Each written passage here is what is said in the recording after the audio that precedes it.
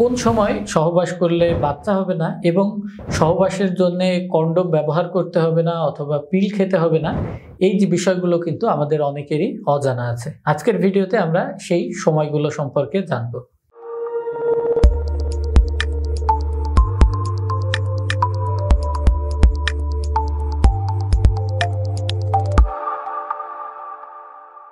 সচরাচর এই সময়গুলোকে আমরা নির্ধারণ করি একটা মেয়ের কবে থেকে মাসিক শুরু হয়েছে এই মাসিক শুরুর দিন থেকে।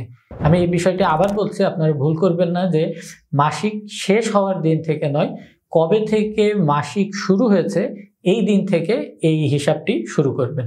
সচরাচর দেখা যায় একজন মেয়ের যদি 28 দিনের সাইকেল থাকে, সেক্ষেত্রে এই সাইকেলের প্রথম দিন থেকে 10 দিন পর্যন্তও কিন্তু আমরা সেফ পিরিয়ড ধরি, যেই সময়ে সহবাস করলে যদি আপনি কন্ডোম ব্যবহার না করেন বা ইমার্জেন্সি পিল না খান, সেক্ষেত্রে অধিকাংশেরই বাচ্চা ধারণের ক্ষমতা থাকবে না। কারণ হচ্ছে এই সময়টার ভেতরে কিন্তু মেয়েদের জরায়ুতে কোনো রকম ডিম্বাণু আসে না।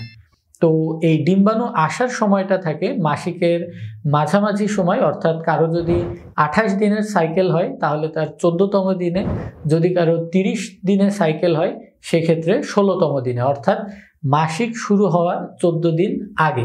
তো এই কারণে যদি 40 দিনের সাইকেলও আপনার থেকে থাকে, সেক্ষেত্রে 40 দিন থেকে 14 দিন আগে আপনার এই সময়টি আসবে।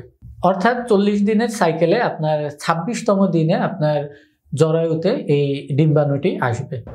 তো এটা গেল আপনার ডিম্বাণু আসার আগের যে সেফ পিরিয়ড আছে এইটি। এর পরবর্তীতে যখন আপনার ডিম্বাণু জরায়ুতে আসবে, আসার 2 দিন পর্যন্ত এই ডিম্বাণুটি সতেজ থাকে, সর্বোচ্চ 3 দিন পর্যন্ত। এই মাসিকের মাঝামাঝি সময় থেকে 3 দিন গ্যাপ দিলে আমরা লাস্টে আবার যে 10 দিন সময় পাই, এই 10টা দিন সময়ও কিন্তু আপনার কোনো রকম কন্ডোম ব্যবহার করার অথবা কোনো রকম ইমার্জেন্সি পিল খাবার প্রয়োজন পড়ে না। অর্থাৎ আমরা যদি সংক্ষেপে বলি তাহলে সেফ পিরিয়ড, অর্থাৎ সহবাস করবেন কিন্তু বাচ্চা হবে না, এই সময়টি হচ্ছে আপনার মাসিকের শুরুর এবং শেষের 10 দিন। তবে এখানে কিছু রকম রেয়ার কেস থাকে যাদের ক্ষেত্রে দেখা যায় এই সময়ের ভেতরেও সহবাসের কারণে বাচ্চা কনসিভ হতে পারে, তবে সেটির সম্ভাবনা খুবই সামান্য। ধন্যবাদ।